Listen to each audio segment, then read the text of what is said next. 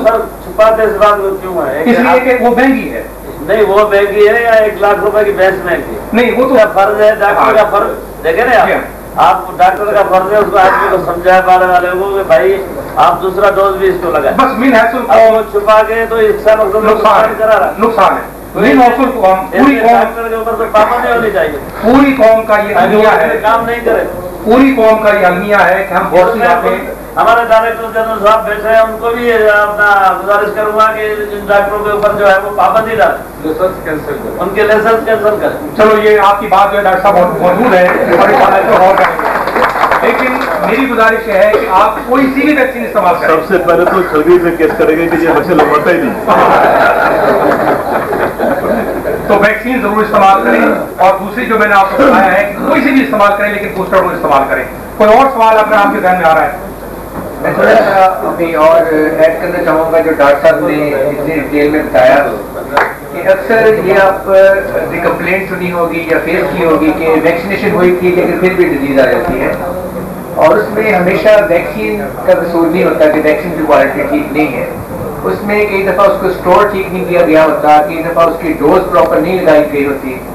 उसके अलावा स्ट्रेस जो है वो एक बहुत इंपॉर्टेंट फैक्टर है कि अगर जानवर स्ट्रेस में है तो वो वैक्सीन के रिजल्ट आपको नहीं आएंगे। अब वो स्ट्रेस जो है वो किसी वजह से भी हो सकता है, मौसम की वजह से हो सकता है या गंदगी की वजह से हो सकता है, या कई दफ़ा जानवर में पैरासाइट में कीड़े मौजूद होते हैं, वो उतनी कुव्वत मुदाफ़त पैदा होने नहीं देते वैक्सीनेशन के बाद। तो बहुत सी चीज़ें हैं, जब आपने वैक्सीनेशन करनी है तो डॉक्टर से प्रॉपर मशवरा जरूर करें प्लीज़ कि किस तरीके से आप बेहतर कुव्वत मुदाफ़त पैदा कर सकते हैं।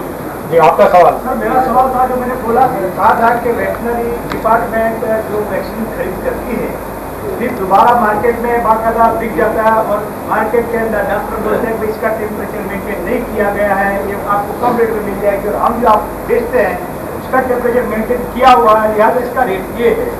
तो ये जो बार बार हम सुनते हैं फिर हम कंफ्यूज हो जाते हैं यार कौन सा लेवे, ये लेवे या लेवे।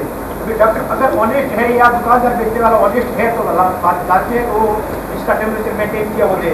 अगर हो सकता है उसका कोई टेम्परेचर मेंटेन नहीं किया या वेटनरी डिपार्टमेंट से दोबारा जो रीसेल हो गई होती दोबारा दुकानों पे वही फिर हमें मिल जाती है। हम मार्केट में सुनते रहे बाकायदा काफी अपने मालूम है कि चीज़ बाकायदा बनती है, तो उसके लिए कोई रोकथाम की जाए, किसी हमारे डायरेक्टर साहब से बाकायदा एक अपील।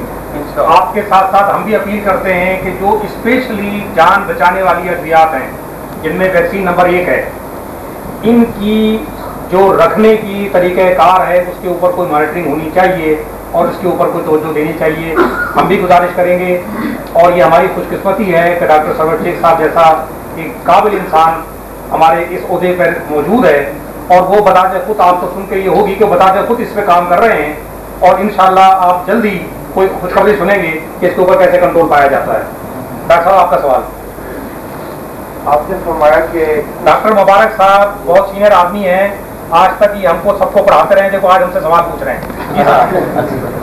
आपने फरमाया कि कुछ ऐसे जानवर हमने कंडक्ट किया सैंपल्स जिनमें वायरस आ लेकिन क्लिनिकल साइंस नहीं है, क्या वो जानवर कैरियर थे और वायरस कितनी देर लंबा लेंथी उनमें सर्वाइव करता है और कहाँ सर्वाइव करता है?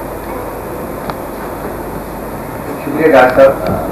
डॉक्टर मुबारक से बड़ा पुराना तल्लक है। 94-95 में जब हमने रेंडम टेस्ट के अगेंस्ट कैंपेन शुरू की तो उस वक्त इंचार्ज थे लानी डेयरी कॉलोनी में, और अभी जैसे आपने देखा बहुत मुश्किल सवाल कर दिया उन्होंने कि ये बिल्कुल नई इन्फॉर्मेशन थी हमारे लिए भी, और इससे पहले ये इन्फॉर्मेशन अवेलेबल नहीं है कि एक हेल्दी जानवर 20% ऑफ हेल्दी जानवर उनके मुंह में ये जरासीम जो है वो मौजूद है।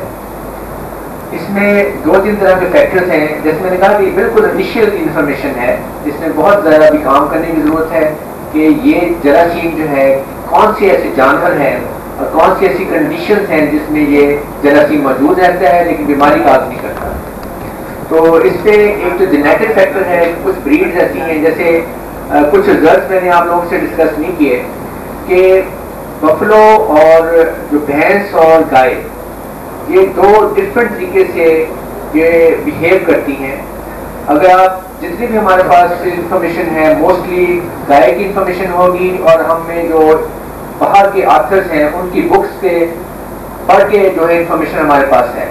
انفارچونیٹلی ہمارے اپنے ملک میں ہمارے اپنے گائے کے متعلق ہمارے اپنے سسٹمز میں جو رہتے ہوئے ہمیں وہ انفارمیشن نہیں اویلیبل، نہیں لکھی گئی کہ پاکستان میں جیسے کنڈی بریڈ ہے یا ساہیوال بریڈ ہے تو اس میں کون کون سے جراثیم موجود رہتے ہیں اور کن حالات میں موجود رہتے ہیں. تو بھینس میں او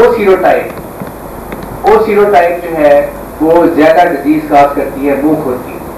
ایک سیروٹائپ جو ہے وہ اتنی ڈیزیز کاز نہیں کرتی، جبکہ بھینس گائے میں بالکل الٹ ہے. اس کے ہمارے پاس جو بھی تک ریزلٹس آئے ہیں کہ گائے میں زیادہ اے سیروٹائپ ہے وہ بیماری کاز کرتی ہے، اس کی وجہ سے منہ کھل کا مرض ہوتا ہے، اور او سیروٹائپ کا بنسبت کم ہوتا ہے اس سے. اس کے علاوہ جو کیریئر اینیملز کی بات کی، ایک اور فیکٹر ہے کہ یہ بیماری جو ہے کنٹرول کرنی کیوں مشکل ہے کہ تقریباً 5 سے 10% اینیملز کی جو پہلے ہمارے پاس شواہد تھے ایسے اینیمل موجود ہوتے ہیں جو کیریئر ہوتے ہیں اور وہ کوئی بیماری کے سائن اس میں نہیں جواب مل جاتا ہے.